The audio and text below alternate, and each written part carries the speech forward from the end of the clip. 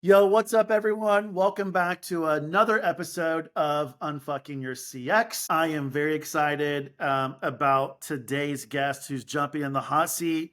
Dan and I connected via LinkedIn not too long ago and have been having, a conversation. But Dan, you have been in industry and you have a wealth of knowledge to share with the CX community. So welcome to the show, man. How are you?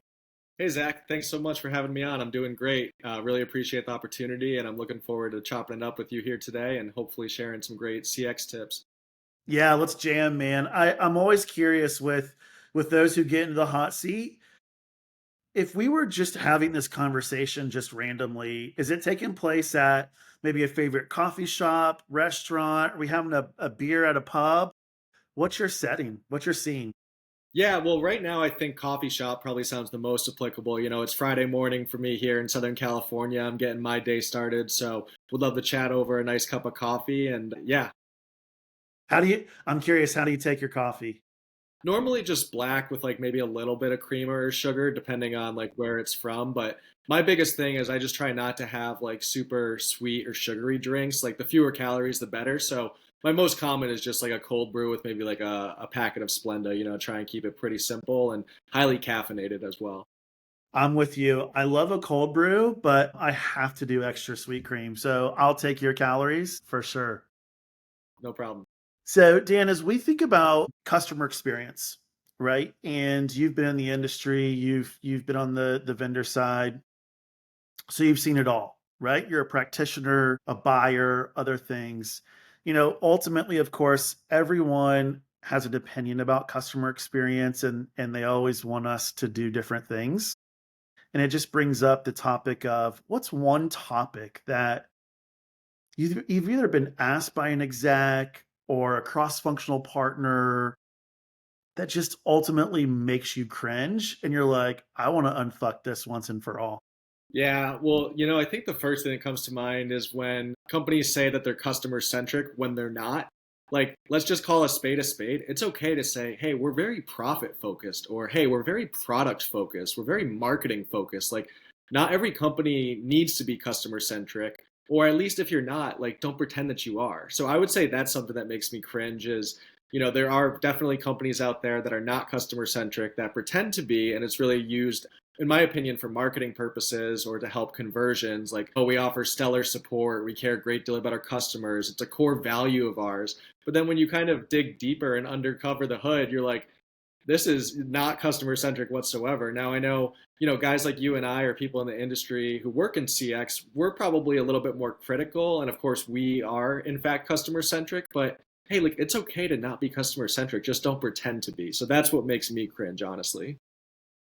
I love this topic. It's one topic that I have, no one's really kind of focused on here lately. And I'm with you, right? I think customer centricity has just ballooned into this like buzzword of, we have to say it. As leadership, we have to say it because we want our shareholders to believe that we truly care about the customer, but yet we don't leverage customer feedback, whether it's structured or unstructured, whether it's whatever type it is, to even make decisions. And I'll give you this story. So, believe it or not, you tell me if this is customer centricity. So, believe it or not, I was thinking about what am I going to give up for Lent?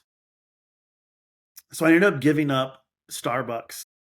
I didn't have a coffee for 40 days. I'll go to Starbucks almost every day. And so I know the local baristas there. They're like incredible. Love them. I didn't get a single call for 40 days. Actually went longer. I actually went almost 40 days in a week, right? Because I just got my first coffee. But even being like the gold loyalty, whatever their program is, like I'll order from my mobile app every day. Never once did I even get like a notification that said, "Hey, we miss you. Let's come back." Yeah. But yet they're customer centric. Yeah, I mean, that one is interesting. And yeah, I think Starbucks is pretty well known for being customer centric. So that is a little surprising that, a valued customer like yourself who places an order damn near every day didn't get a single push notification, call, Yeah. email, like we miss you, and so I think that's just a good example of one, even industry leaders, there's always room for improvement, right? So hopefully next time you pop in and you get your coffee, maybe you tell the barista or manager like, hey, next time your loyal customer ghosts you for over a month, you might want to send them like an automatic notification like we miss you. I'm sure they would respect the fact that you were giving it up for Lent, but it's still nice to hear regardless, right? So I do like to think Starbucks for the most part is customer centric, but it just goes to show there's always room Yeah. for improvement. Look, there's always an opportunity, right? Because consumer behavior changes. And so I'm curious from your point of view, why do brands claim that they're customer centric and why do they have such a hard time delivering on it? Well, I think to your point, like you mentioned earlier, I think it's an easy buzzword. Like anyone can say that they're customer centric, right? So I think to some extent, it probably makes companies like believe that by saying it, they are. I think it's also like a marketing buzzword that they can incorporate in like emails or on their website, or even to your point, to like appease shareholders, right? At the end of the day, every business relies on customers in order to have a business, right? So customers should, in theory, be at the heart of every decision that's made. However, that's oftentimes not the case, right? For whatever reason, CEOs, founders, executives, they make decisions based on what they think is right and based on their experience and their preferences. But the problem with that is it's simply based on like their gut or what they believe based on their lived experiences. But I think far too often that's just not the reality of what their customers are looking for. So, to answer your question, I think it's a buzzword. I think that companies realize they have to try and please customers. But again, there's often gaps based on whether it's ego, thinking they know better, not hiring the right people. There's all types of reasons. But I think it's very easy to say you're customer centric and you do so to please your shareholders and make customers believe that as a marketing tactic. But to actually be customer centric, I think that's relatively few and far between. So let's just address that then right there. If a company actually wants to be customer centric, let's first define one, how do you define customer centricity? Yeah, I think for me, in simplest terms, it's really keeping the customer at the heart of every decision that you make, right? And so I think a classic example of this is like Jeff Bezos, right? I think he notoriously has an open seat in all of the Amazon meetings that's symbolically like, hey, this is representing the customer. So when we're making these decisions, let's not just do based on what Jeff thinks or what his executives think. Like, let's keep in mind that these decisions should be based on the consumer, right? So in simplest terms for me, being customer centric is keeping the customer at the heart of every decision that you make. And that is within everything in the customer journey, from the moment, if you're a digital company, the moment they land on your website to the moment that box is being unpacked and the customer is like using the product or service. And so for me, being customer centric is keeping the customer at the heart of every decision that you make. Yeah, I love that. It just reminds me of, if you think about, I love the Jeff Bezos example. I think the very first, in my mind, that I know of, chief experience officer that was more disguised as a CEO would be Steve Jobs, Hmm. who really, and what's really interesting is as I was jamming on something this morning, I actually had the Jobs movie with that. It was when he was played by Ashton Kutcher just in the background. And I'll never forget that one scene that I love so much is as they were kind of deploying the first Mac, they were really talking about the deadlines. And he wanted to get one more calligraphy style in. And he's like, look, what's it going to impact if we just deploy 1 week later, right? This is going to create such a better consumer experience. This is really important to me. And so he was really pushing the team on, okay, if it's going to take 1 week, is there anything that we can do to increase or come to market quicker on installing this calligraphy on the Mac? And to your point, that's keeping the customer at the heart at everything that they do. I'm curious before we get to your player tips, why do brands struggle though with keeping the customer at the heart at everything they do and being customer centric? I think the way that a lot of companies are traditionally built out, I think CX just kind of is the last department that gets a seat at the table. It's usually like, okay, like we have this product idea in mind, let's bring it to market. And then it's like, okay, well, how are we going to get customers? We need to have a strong like marketing and acquisition team. Okay, and then like what else do we need? Let's make sure we have like good creative. Let's make sure that we have good finance, right? And so when you're assembling a company, very seldomly do you have a CEO or executive whose background is CX. It's usually in product or maybe finance or engineering, and they go to market, and then it's literally like assembling the team, and you have these different departments that are being built out. And I just find so often it's like CX is the last one that gets looped in. It's like almost like the stepchild or like the afterthought where it's like, oh yeah, like we actually don't have a head of CX. We've had Larry in marketing or Joanna and like ops kind of overseeing it, but no one truly owns it. And it's not uncommon for companies to literally like maybe have like a fractional head of CX, or they have someone in a different department who's working with like an outsourced company who's like, oh yeah, like I technically oversee CX, but we just outsource it all, and we just have a bunch of agents overseas who are handling it. And don't get me wrong, I'm very supportive of outsourcing customer experience, but I do think that you need to have like a head of CX or a CX leader.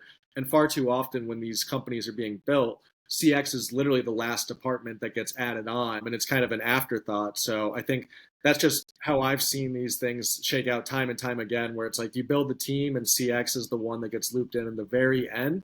And then CX often tends to be the department that's kind of to some degree struggling to get like the same respect as their peers in other departments, because again, they're brought on last. They feel like more of a reactive department instead of like a proactive department that, again, I think typically a lot of companies view CX as that contact center cost, sucker, instead of being like a revenue generator and really deserving the respect that a lot of CX leaders and departments deserve.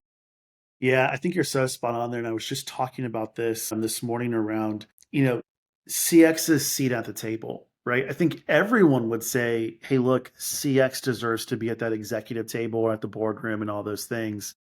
But ultimately, to your point, we are not given the seat. We have to earn that seat. And I think too often, right, the seat had been given when CEOs decided to buy into CX, which is why they invested, in tools and hiring folks. Maybe they didn't hire enough or the right person. But then when CX showed up to the table, we only brought insights. We didn't bring how do you connect the insights to the business, like you had mentioned very early on. And so if you think about a business who maybe claims, a brand who claims, hey, we're customer centric. But if you did a poll within your organization to your employees and they say, yeah, right, it's just a motto up on the wall, give us player tip number one on Mhm. how they can shift their mindset and become customer centric.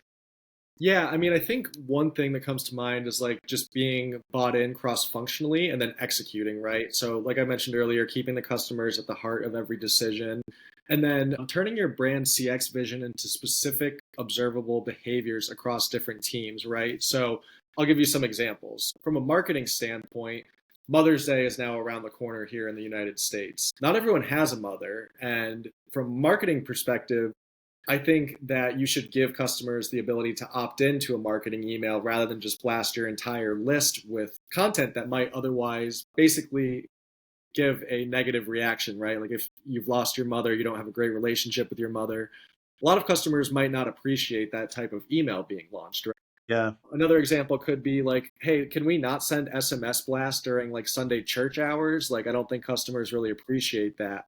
So Um, that's what that is when all the phones are ringing. It's SMS blast. Yeah, yeah, exactly. Also, like from a product perspective, if you're just going to roll out new flavors without like maybe doing customer feedback prior to, like, so management might just be like, oh, we think this flavor is going to work super well. Let's roll it out. And then customers are like, oh my God, this tastes terrible. I can barely stomach this. Like, why did you make this? It's like, so that's what I mean. Like, you need one way to unfuck your customer experience is getting that cross-functional execution and buy-in and making sure, again, to my earlier point, that when you keep customers at the heart of every decision, you're really planning, like it's not just reactive where another department rolls something out and then your CX team is left to clean up the mess. It's like, hey, before we roll out a new marketing campaign, before we roll out a new product, before we raise prices, before we change our shipping method, before we do literally anything that's going to impact the customers, let's talk about it. Maybe we can do a focus group. Maybe we can ask some of our top VIP customers, pick up the phone, call them. Hey, how would you feel about this? If you're like a SaaS business, it's very common, like, hey, we will work on new features based on your feedback. Upvote this, downvote this. But Yeah. Then shifting that into a more physical goods, that can be a little bit trickier, right? SaaS, I think, is pretty good about rolling out product features based on requests, but I don't really think a lot of consumer brands are doing that. Like they kind of just go with what they think will resonate, and it's kind of like throwing something at the wall and hoping it sticks. And sometimes it does, other times it doesn't. So just really keeping customers at the heart of every choice. Yeah, it's essentially building for your customers by your customers. And quite frankly, you probably already know what your customer expectations are. So it's like, how do we design those experiences that at least meet their experiences or meets their expectations? But ultimately, we want to go beyond that. I totally agree with you on that, especially with the Mother's Day one coming up. Dan, what's your second player tip? Empowering your agents. I think this is super important for having a customer centric team. I think you just have to give agents very clear guidelines on like what you can expect. And you can either make it like very black and white for them and like, hey, when it comes to price matching, this is our policy, this is what we will allow you to do. When it comes to reshipping orders or expediting shipments, this is what we allow you to do. When it comes to waiving shipping fees, this is what we will allow. When it comes to providing discounts on future orders, this is what we will allow. So for me, it's all about just like empowering your agents and letting them know like, hey, we really just want you to do what it takes to like keep the customer happy. Now, obviously within reason, and you have to have like guidelines and parameters, but I'm just a big fan of empowering your agents. I think if you're issuing like refunds or store credits, all of this is documented. You should obviously keep very close track of your data and recognize how it impacts your business. I'm not saying like every problem should be solved by giving discounts or waiving fees or anything like that, but I'm just a big fan of like empowering your agents. I'm not a fan when contact centers are set up like, oh, in order to get approval for this, I need to raise it to my tier two or manager. And then like What's the the response worst? times take much longer. You're eating up valuable resources. Like for me, just empower your agents and make it very clear to them like, hey, my expectation as your leader is take care of the customer. And here's the parameters to do so. And like you will never get in trouble for doing what you think is best for the customer at the end of the day. So you are empowered, you are entrusted. Like we brought you on for a reason. We trust you. We know that you'll make the decisions that you believe are best to keep the customers coming back, and just empower them and don't like feel like they're handcuffed and limited in terms of what they can do. Like just set that expectation like, hey, your job is to make sure the customer is satisfied and comes back, and like here are the tools that we'll give you in order to do that. Yeah, the three key words I heard there was empower, trust, and handcuffs. Yeah, Those are the three. And I think to your point, if you think about consumer behavior, it's only accelerated, but yet so many brands are still working off of SOPs that are 4 or 5 years old.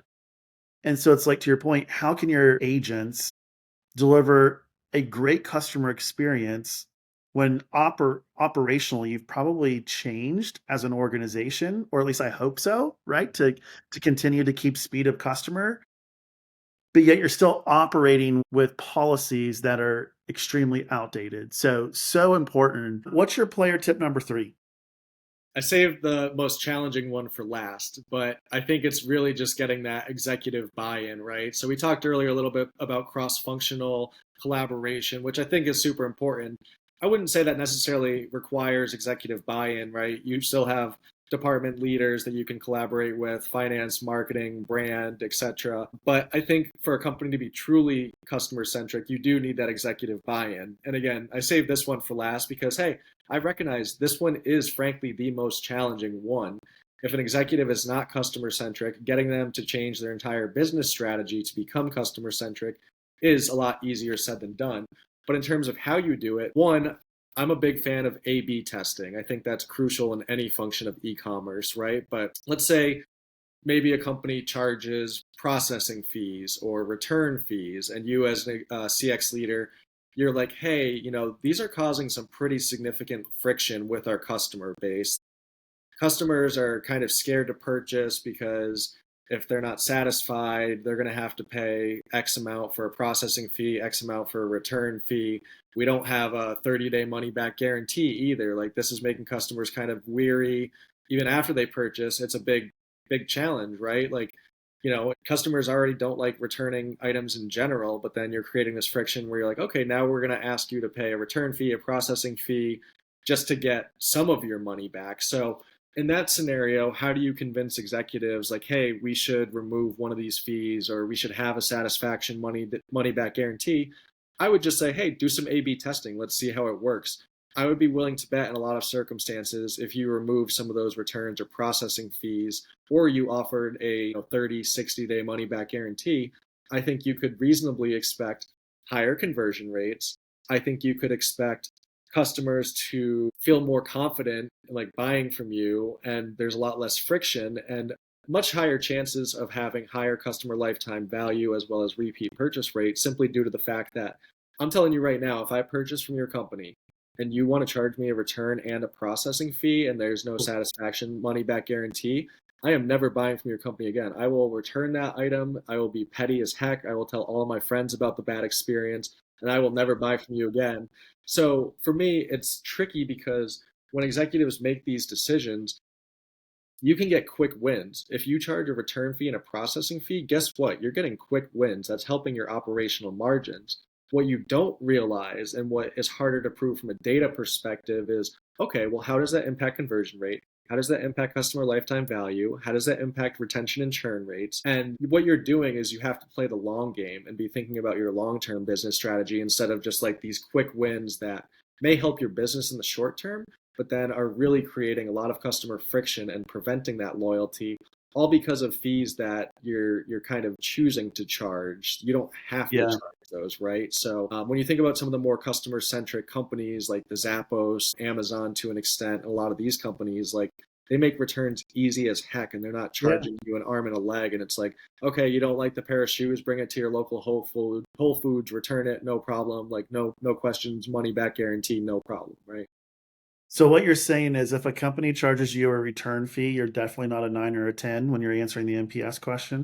Oh, I mean, definitely not. No, for sure not. And we can talk more about NPS. That's a whole different Oh, yeah. conversation. But I yeah, love it. no, But if you think about your third player tip, what I was really pulling out of there is it's less about executive sponsorship and it's more about ownership. And it's less about changing the business model, where it's more around as a leader showing up and connecting the dots between here's what we're hearing from our customers and customer frictions.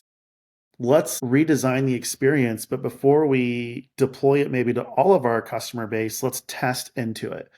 Right. And here's what we can expect. And I loved all the business outcomes you were naming, from increasing cart conversion, increasing AOV, increasing customer lifetime value. So I loved how you didn't only just connect the dot between what's the single kind of experience impact, which is a cart conversion, but ultimately that long-term customer behavior, which ends up in customer lifetime value. I mean, I think that's so important. But Dan, so many practitioners know how to connect the dots between customer and P&L.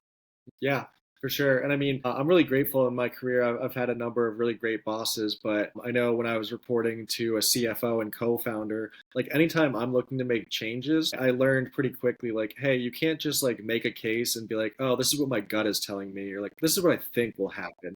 It's like, okay, like, we need to look at the data, we need to look at the financial impact, and there needs to be some give and take too, right? Where you can't just go to your executives and be like, I want this and I want that, and everything should be about the customer. Like there needs to be a little bit of give and take. There needs to be some testing. There needs to be some number Yeah, crunching. And sure. at the end of the day, it is a business and it's about finding that balance, right? If you have every single policy is designed to be customer centric, that's great.